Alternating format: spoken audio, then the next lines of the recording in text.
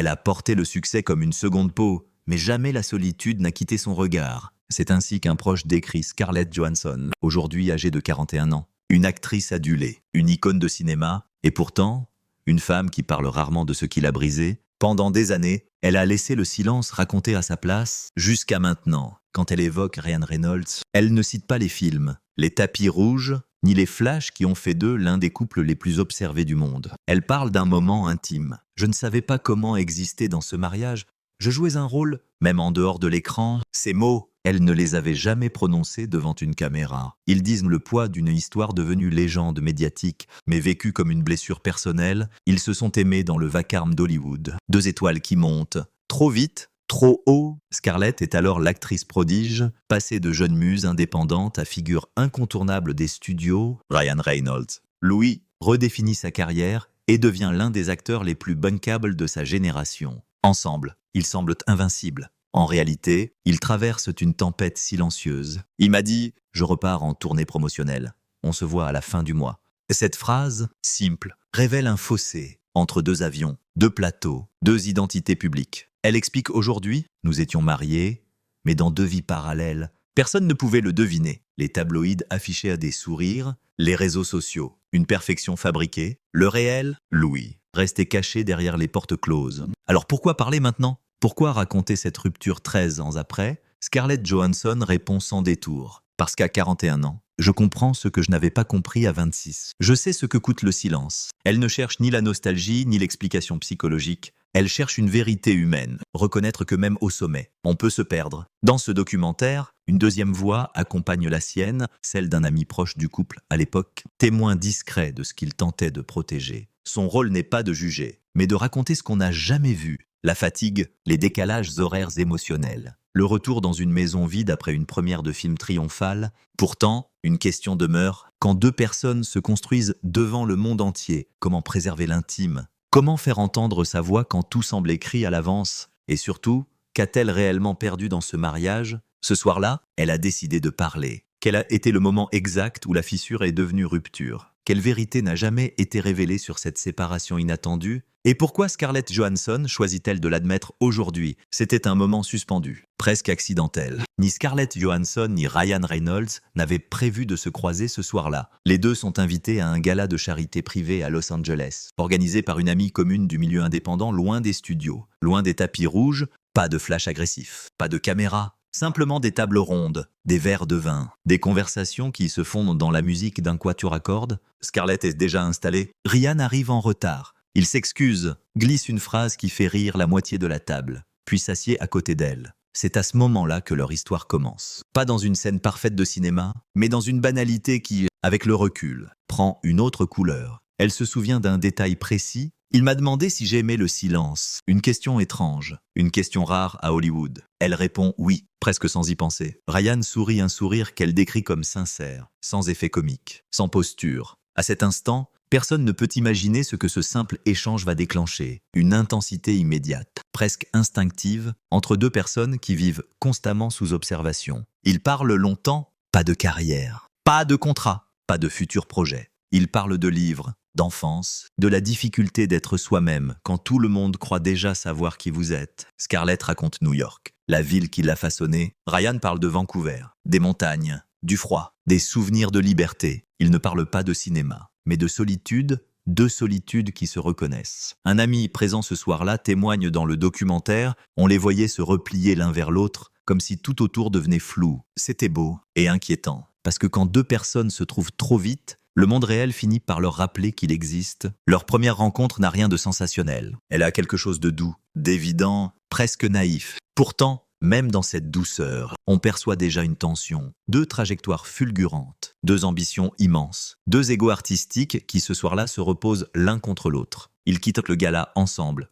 Pas main dans la main, pas sous les applaudissements. Ils marchent simplement dans le parking vide, encore habité par cette conversation inattendue. Scarlett dira plus tard « J'ai eu l'impression de rencontrer quelqu'un qui savait voir derrière l'image. À cette époque, l'image, justement, est tout. » Scarlett sort d'une série de rôles marquants qui l'ont propulsée au rang de muse hollywoodienne. On la compare à une héritière du glamour classique. On analyse son charisme comme un phénomène. Elle devient symbole. Ryan. Louis cherchait encore à se libérer des rôles qui l'ont enfermé dans une comédie facile. Il veut prouver qu'il est plus que ce que le public croit. Il veut exister autrement. La rencontre n'est pas seulement une histoire romantique, c'est une rencontre entre deux personnes qui doutent malgré leur succès. C'est cela que Scarlett admet aujourd'hui. Je l'ai aimé avec mes failles. Pas avec mes certitudes, le début de leur relation est intense. Rapide, presque trop parfait. Les médias voient un power couple. Eux voient un refuge. Quand Scarlett évoque ses premiers mois, elle ne cite pas les événements publics. Elle parle des nuits à cuisiner ensemble, dans une petite maison louée à Los Angeles, des sessions de guitare improvisées, de cette sensation rare de respirer loin des caméras. Un ami résume cette période. Ils vivaient comme des anonymes,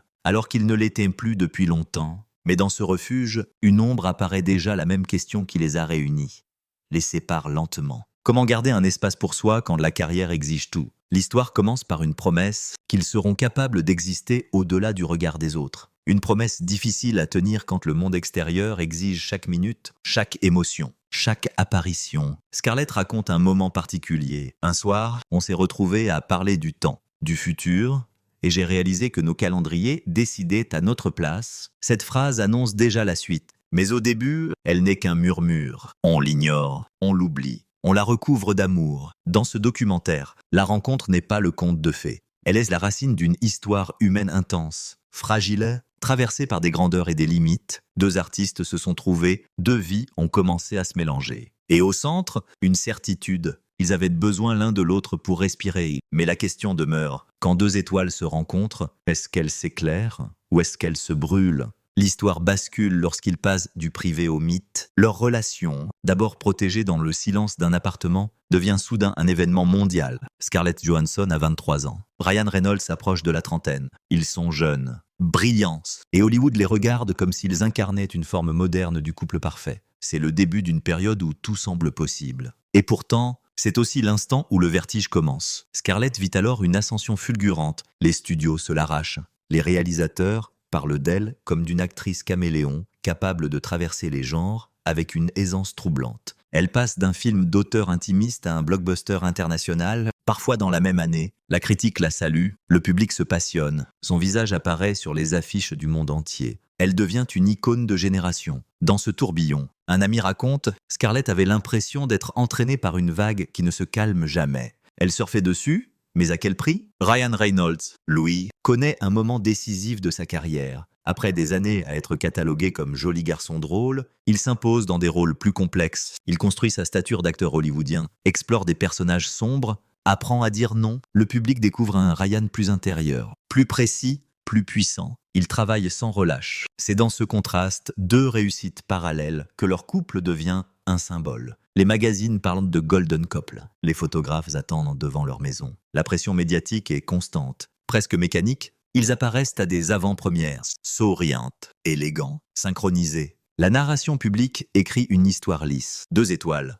un amour, un destin. Mais la réalité est différente. Un proche confie, ils se croisaient, ils s'aimaient dans les avions, dans les couloirs d'hôtels, entre 2 interviews. Leur amour était réel, mais ils n'avaient pas le temps d'exister. Scarlett tourne en Europe. Ryan enchaîne les plateaux aux États-Unis. Leur mariage ne ressemble pas à un foyer, mais à une valise toujours prête. Ils se téléphonent tard, se laissent des messages audio, rien à distance. Les journaux parlent de glamour, eux parlent de manque. Pourtant, il y a des moments de grâce, des instants suspendus, les rares semaines où leurs agendas s'alignent. Ils réapprennent à être ensemble. Ils s'enferment dans leur maison, cuisinent, regardent des films anciens, rêvent à voix basse d'une vie plus simple, moins exposée. Scarlett dira plus tard, « Quand nous étions seuls, tout était possible. Quand le monde revenait, tout devenait compliqué. Ces années, qu'on imagine triomphales, sont en réalité un duel discret entre le succès collectif et la fragilité intime. Ils doivent jouer 2 rôles, celui du couple parfait pour Hollywood et celui de 2 individus qui tentent de se comprendre au milieu d'un bruit permanent. » Scarlett explique. À cette époque, j'étais partout, je disais oui à tout. Je pensais qu'on ne refuse rien à la lumière, mais la lumière ne réchauffe pas toujours.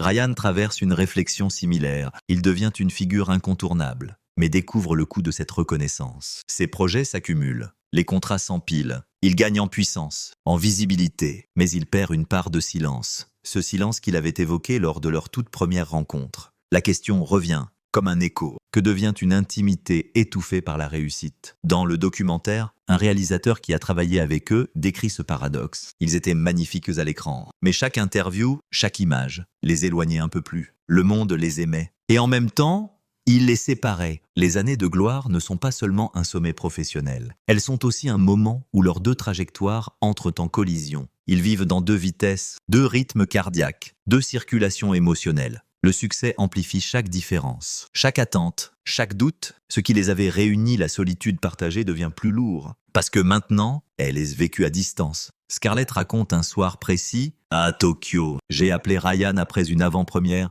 Il était à l'autre bout du monde. Épuisé, puis le silence a pris toute la place. Ce silence, elle le qualifie de trop grand pour deux personnes. C'est là que les premières fissures apparaissent. Rien de spectaculaire, rien de violent. Des retards de vol, des tournages rallongés, des conversations interrompues par des obligations professionnelles. Le monde extérieur décide pour eux, pour le public, c'est l'âge d'or. Pour eux, c'est un moment fragile où l'amour tente de survivre à l'ampleur de deux destins. Mais une question intime s'impose doucement, presque invisible. Peut-on aimer quelqu'un si l'on n'a plus de place pour soi? On imagine souvent que les ruptures commencent avec un cri. Dans leur cas, elles ont commencé avec un murmure, un décalage presque imperceptible. Une sensation qui s'installe au creux des jours, pendant que le monde les applaudit. C'est le paradoxe cruel des amours sous les projecteurs. Ce n'est pas le bruit qui abîme, c'est le silence. Mais alors, quand Scarlett rentre d'un tournage à Londres, Ryan est déjà reparti pour une promotion au Canada. Il se manque de quelques heures. Une valise encore tiède rencontre une valise déjà froide. Personne ne le voit. Aucun magazine ne le raconte. Le public retient les sourires sur tapis rouge.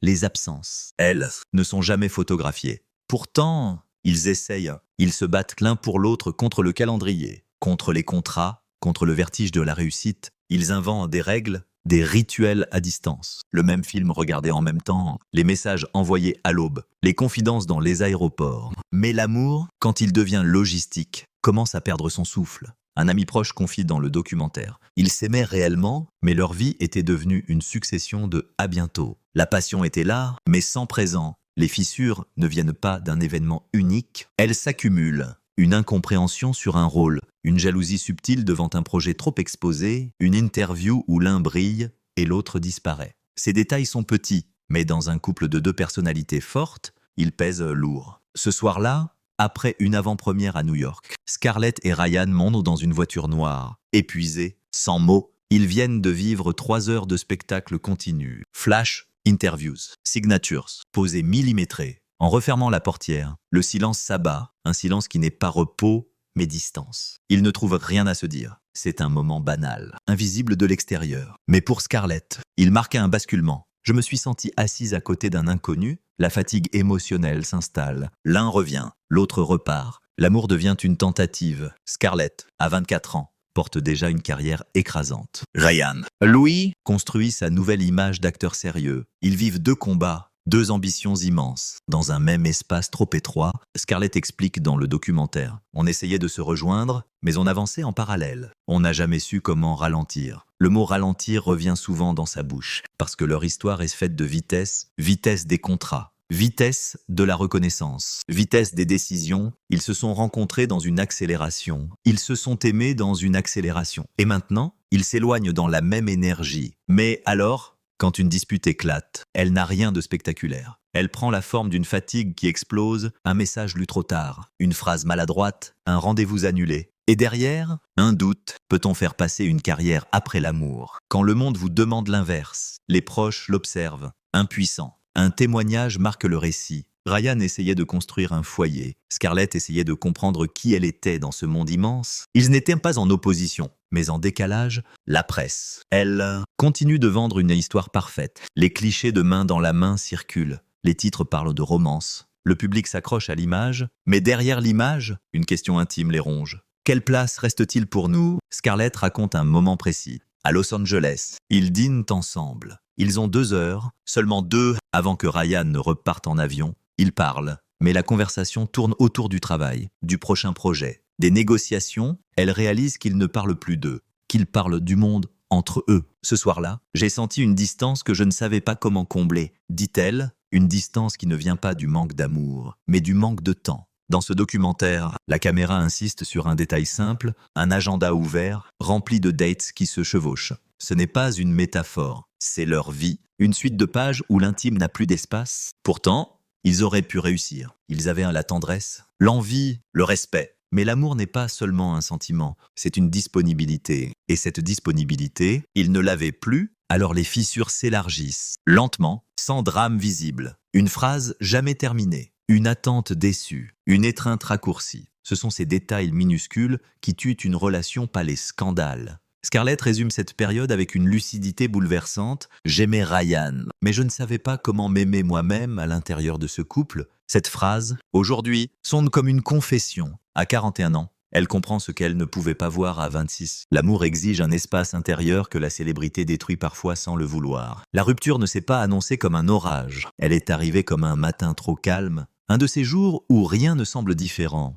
Sauf l'essentiel. Scarlett Johansson se réveille à Los Angeles. Ryan Reynolds, Louis, est déjà parti. Encore. Mais cette fois, quelque chose a changé profondément. Irréversiblement, ils ne se disputent pas. Ils ne s'accusent pas. Au contraire, un polissage presque douloureux. Une douceur qui sonne comme une fin. Scarlett dira « On s'est séparés avec une tendresse que nous n'avions plus dans notre vie commune. » Ces mots ne trouvent pas leur place dans les tabloïds. Ils ne sont pas spectaculaires. Ils sont humains. La crise, pourtant, n'a pas commencé ce jour-là. Elle s'étire depuis des mois, 2 calendriers opposés, 2 solitudes masquées par le succès, 2 vies qui ne se rencontrent plus. Ce qui les avait réunis, la reconnaissance mutuelle de leur fragilité, devient maintenant ce qui les sépare. 2 blessures qui se croisent, sans jamais se guérir. Un ami proche explique « Ils ont pris la décision de divorcer comme on prend la décision d'arrêter de souffrir. Ce n'était pas la fin de l'amour, c'était la fin d'un combat. La crise atteint son point le plus dur lors d'un échange simple. Presque banal. Scarlett rentre d'un tournage épuisant. Ryan prépare déjà sa valise.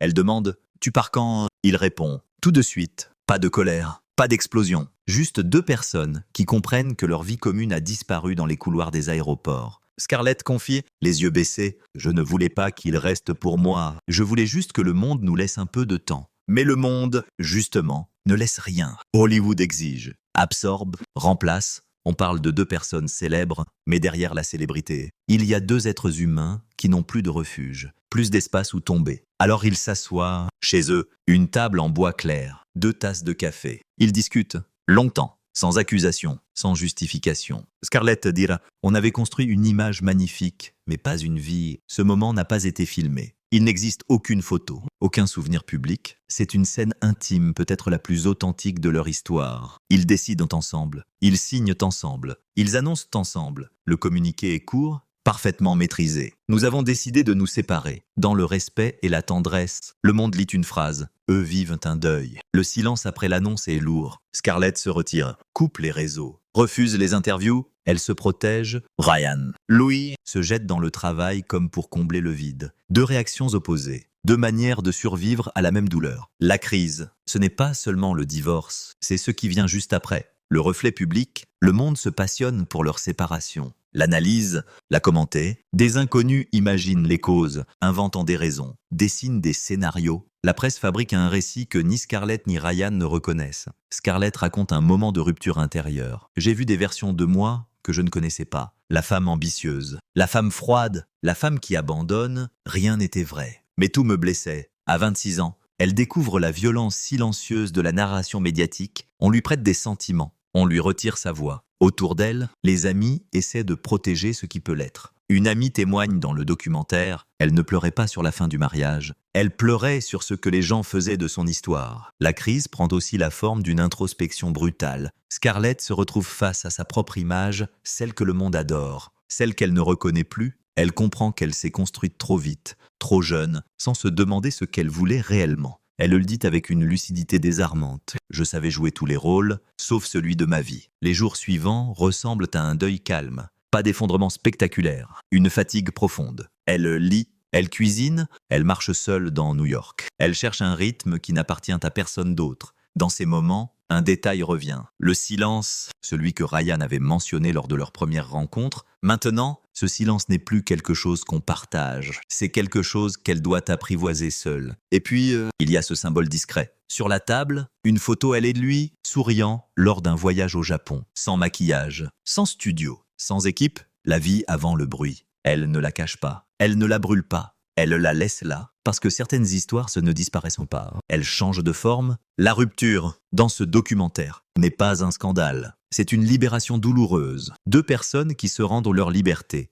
Deux solitudes qui apprennent à respirer sans s'étouffer. Scarlett conclut cette partie d'un souffle. Nous n'avons pas échoué. Nous n'avons juste pas trouvé le temps d'exister. Après la séparation, le monde s'est remis à tourner. Mais pas pour elle, pas tout de suite. Scarlett Johansson entre dans une période suspendue, un espace rare dans la vie d'une actrice. Le temps, pour la première fois depuis l'adolescence. Les agendas se vident, les messages se font plus rares. Le bruit médiatique, paradoxalement, devient un lointain bourdonnement. Elle n'a plus à répondre, plus à sourire, plus à se justifier. Elle respire. Mais dans ce souffle, il y a aussi la douleur, celle qu'on ressent quand tout s'arrête brusquement. Elle choisit New York, la ville où elle est née, la ville qui l'a façonnée. Loin de Los Angeles et de ses mythologies, elle marche dans les rues de Manhattan comme une inconnue. Casquette, cheveux noués, regarde droit devant. Une amie décrit cette période. Elle voulait redevenir quelqu'un qu'on ne regarde pas. Le divorce ne lui laisse pas seulement un vide sentimental. Il lui laisse une question, presque philosophique. Qui est-elle sans l'image qu'on attend d'elle?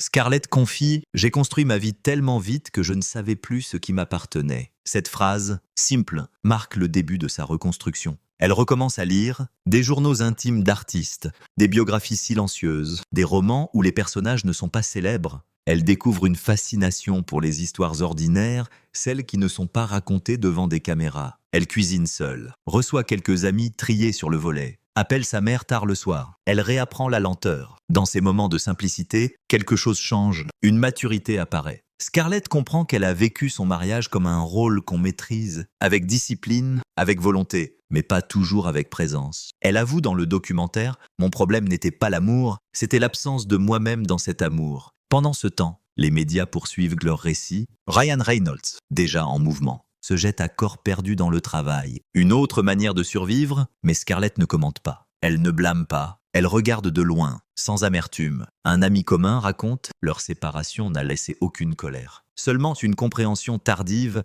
puis un jour, elle accepte un interview discret, hors promotion. Une phrase surprend le journaliste « Je ne regrette rien, mais j'aurais aimé savoir me protéger. » Ce n'est pas une confession d'échec, c'est une reconnaissance. La vie publique est exigeante, elle prend tout ce qu'on ne défend pas. Dans cette période après la tempête, elle tourne un film plus intime, avec un réalisateur indépendant qu'elle admire. Le plateau est modeste. Les journées courtes, on lui demande moins d'images, plus de vérité. C'est là qu'on voit une transformation subtile. Elle ne joue plus pour impressionner, elle joue pour comprendre. Le réalisateur confie devant la caméra « Scarlett était différente, plus silencieuse, plus dense, comme si elle jouait pour elle. New York devient son refuge. Elle ne fuit rien, elle observe. Elle apprend quelque chose que l'on ne dit jamais aux jeunes acteurs. Le succès est un miroir, pas une identité. Et parfois, ce miroir devient cruel. Elle raconte un moment clé, un soir. Elle dîne avec un ami dans un petit restaurant italien. Pas de paparazzi, pas de regard insistant. Une serveuse lui sourit sans la reconnaître. C'était doux. C'était la première fois depuis longtemps que je ne me voyais pas à travers le regard des autres. Dans cette phrase, il y a la guérison. Elle reconnaît qu'elle avait oublié ce que c'est d'exister dans le monde sans rôle, sans lumière. Pendant cette période, l'idée du mariage n'est pas un échec, c'est un apprentissage. Elle le dit clairement. Je n'étais pas prête. Lui non plus. Nous avons essayé avec ce que nous étions. Cette lucidité surprend. Elle ne cherche pas à réécrire l'histoire. Elle ne cherche pas à se défendre. Elle pose un regard adulte sur une aventure qui était, au fond, trop jeune pour eux deux. Après la tempête, elle pavait un chemin, lentement, avec prudence. Elle choisit des films qui lui ressemblent davantage, des personnages qui ne brillent pas seulement par la lumière, mais par la fracture. Elle accepte ses failles comme une force. À 41 ans, elle sourit en évoquant cette période. « J'ai découvert une femme que je n'aurais jamais pu rencontrer à 23 ans. » Et puis, il y a cette phrase que le documentaire choisit de garder entière, sans coupe, sans musique. La douleur a été un passage, pas une fin. Scarlett Johansson ne raconte pas son divorce comme un drame. Elle le raconte comme une vérité humaine. Parfois, deux personnes magnifiques ne peuvent pas se rejoindre au bon moment. Et cela ne retire rien à ce qu'elles ont été. Dans ce calme retrouvé, une page se tourne. Pas dans le bruit, pas dans l'amertume. Dans un silence paisible, celui qu'elle avait toujours aimé. Parce qu'au fond, tout avait commencé par une question. « Est-ce que tu aimes le silence ?» Et maintenant, elle sait y répondre. Pour elle-même. Dans la plupart des histoires hollywoodiennes, les révélations arrivent en conférence de presse, sous les lumières, avec des phrases préparées. Ce n'est pas ainsi que Scarlett Johansson choisit de parler. Ce qu'elle a décidé de révéler et qu'elle n'avait jamais dit ne surgit pas dans le bruit. Cela naît dans un murmure, au milieu d'une conversation sans caméra, dans un studio d'enregistrement vide, où elle vient prêter sa voix à un documentaire sur les femmes au cinéma. La journaliste lui demande une question innocente, presque anodine. Qu'est-ce que vous auriez voulu dire à la jeune femme que vous étiez? Scarlett sourit, puis se tait. Le silence dure longtemps, plus que ce que l'équipe technique peut tolérer. On coupe les micros. On attend. Elle finit par répondre, très doucement. J'aurais voulu lui dire qu'on ne doit pas se perdre pour être aimé. C'est ce jour-là qu'elle accepte que cette vérité, longtemps cachée, fasse partie de son récit. La révélation n'est pas une anecdote intime, c'est une compréhension profonde. Ce qui a brisé son mariage n'était pas le manque d'amour, mais le manque d'espace pour l'amour, une nuance que peu de gens comprennent. Parce qu'elle n'entre pas dans les scénarios simples, elle explique devant la caméra, sans effet dramatique, « Je me suis mariée parce que je cherchais une maison émotionnelle, alors que je n'avais pas construit la mienne. » Cette phrase n'accuse personne. Elle raconte une recherche, celle d'une identité personnelle, dans un milieu où tout pousse à se définir par l'autre, par la photo de couple, par le tapis rouge, par l'histoire que le public préfère. Longtemps, Scarlett a protégé ce silence. Elle ne voulait pas que son mariage devienne un chapitre étudié, disséqué, transformé en mythe de tabloïd. Elle voulait garder une part de dignité à ce qu'ils ont été. Mais maintenant, à 41 ans, la parole vient naturellement, non pas pour se défendre, mais pour transmettre quelque chose, une leçon que seule l'expérience peut offrir. Un ami proche, témoin de cette évolution, confie. Pendant des années, elle a refusé de parler parce qu'elle ne voulait pas réduire Ryan à une page de son histoire. Aujourd'hui, elle parle parce qu'elle veut offrir une vérité, pas un récit, dans le récit du documentaire. La révélation prend la forme d'un regard en arrière. Sans hostilité, sans nostalgie excessive, Scarlett ne s'attarde pas sur la douleur. Elle s'attarde sur la compréhension. Elle parle d'une jeunesse qui voulait tout vivre, à la fois le cinéma, l'amour, le monde sans imaginer que la lumière peut aveugler aussi ceux qui la portent. Elle dit: j'étais très amoureuse, mais je ne savais pas me protéger de cette histoire. J'ai cru que donner tout était la preuve de l'amour. Ces mots vibrent parce qu'ils ne sont pas une justification. Ils sont une reconnaissance intime. Dans une culture où l'on raconte les amours brisés comme des combats, elle choisit le contraire. Une douceur lucide, elle ne parle pas de faute, elle parle d'ignorance heureuse, de deux jeunes adultes qui ont tout reçu trop vite, trop fort. La révélation a une autre dimension presque politique.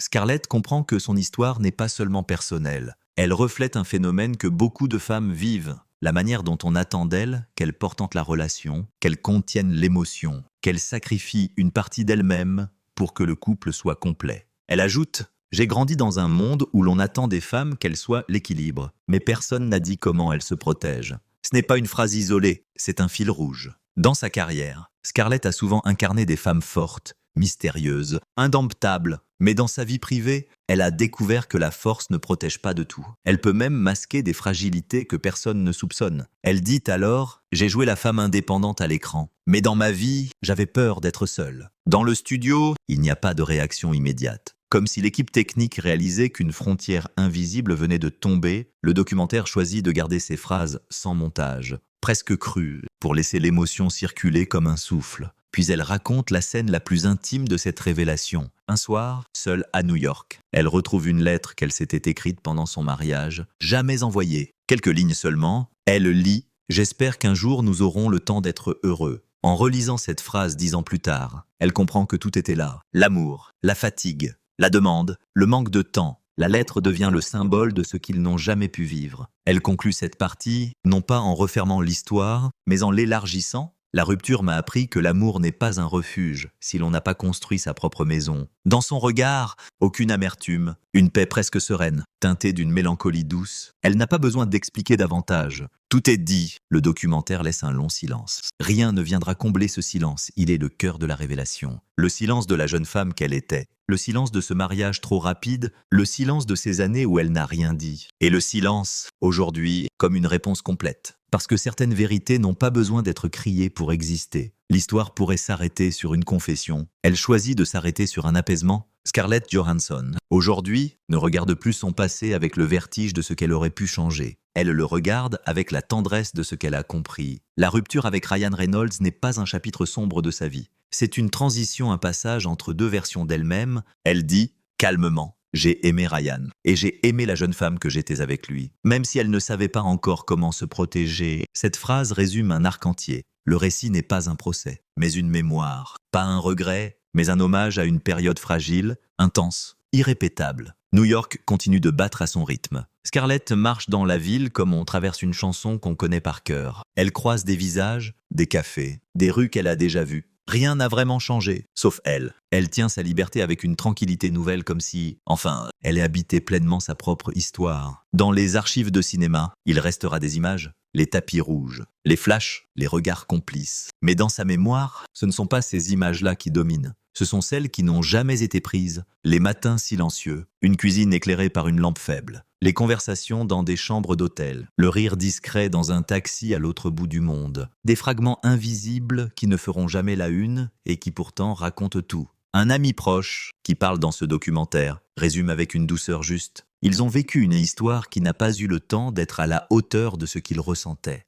Parfois, l'amour arrive trop tôt, la vie a pris un autre chemin. Ryan Reynolds et Scarlett Johansson ont continué à grandir, à aimer, à créer. Leurs destins ne sont pas opposés, ils sont parallèles. Ils se sont donné une part d'eux-mêmes que personne ne pourra leur reprendre. Et ils ont repris, chacun, une route qui leur ressemble. Aujourd'hui, Scarlett a construit ce qu'elle cherchait alors, une maison intérieure. Elle parle de son passé sans trembler, avec une lucidité tranquille. Elle ne cherche plus à corriger les récits qu'on a écrits sur elle. Elle n'a plus besoin de se justifier. Elle raconte, parce que raconter est une manière de poser la main sur son histoire. Elle dit « Il faut accepter que certaines personnes passent dans notre vie pour nous apprendre ce que l'amour n'est pas, et parfois ce qu'il pourrait être. » Dans cette phrase, il n'y a ni nostalgie, ni ironie. Il y a une sagesse née de l'expérience, sans amertume. Le documentaire se ferme sur une image simple, une table. Une lumière douce, une photographie, rien d'extraordinaire. Deux sourires dans une ruelle de Tokyo. Ils ne savent pas qu'ils seront un jour séparés.